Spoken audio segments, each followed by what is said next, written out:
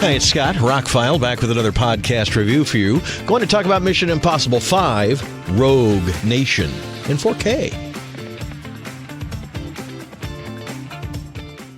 Well, we're up to the fifth one, Rogue Nation, where Alec Baldwin's character basically blows out Mission Impossible, the Impossible Mission Force, and they have to go underground to find out what's going on. And there's a great scene at the beginning where Ethan Hunt intercepts a shipment of nerve gas, and it is as good as any of the set pieces from before, and it's funny, and it works. They brought on Christopher McQuarrie to write and direct it. Now, he worked on some rewrites for the last movie, and I didn't mention that in the last review, but after working with him, they just knew what they were going to do, and obviously, this guy has been controlling things ever since.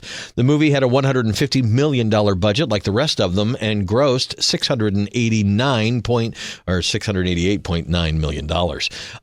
Another big hit out of the park and green-lighted Mission Impossible Fallout that would follow it just 3 years later.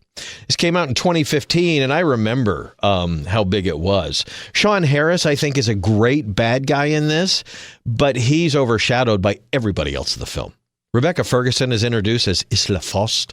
She is a former MI6 agent, and I think they tried to make the second Mission Impossible a romantic story about Ethan Hunt, and I'm glad they thought better of it. You know, like he had a wife in the third and fourth one, but he kind of kept her away and everything. What happened. Anyway, he has this almost professional relationship with Rebecca Ferguson. In the beginning, you don't know whether it's going to be good or bad, or she's going to be good or bad or whatever. But it works, and that is the playfulness that I think they kind of needed for him with somebody like that.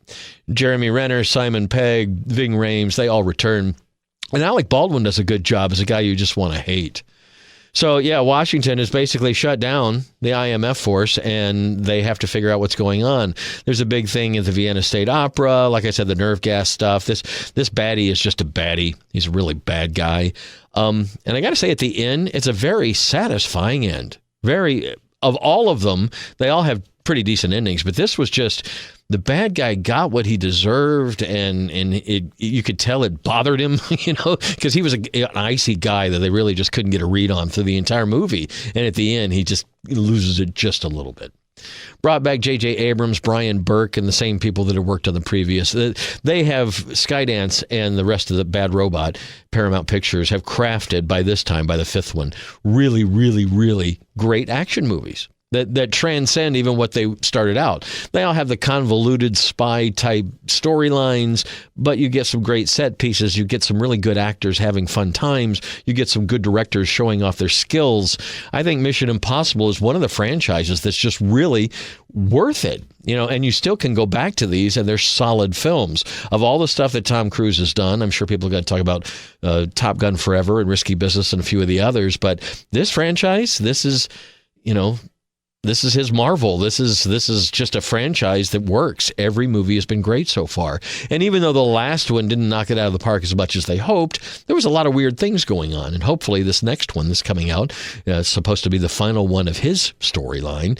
Maybe it'll spawn us into some more, because they really know what they're doing. And I look forward to these movies now. I'm looking forward to watching the last couple, because it's been years. Rogue Nation, taking the idea kind of from the first one, that they kind of had to go underground and figure out what was going on, but in a different way.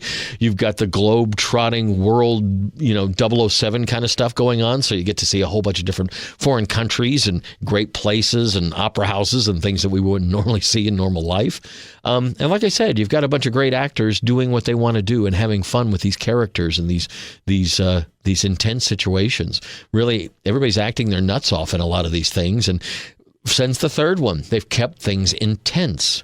This went on to become the 8th highest grossing movie of 2015, as the 2nd highest grossing film in this entire franchise.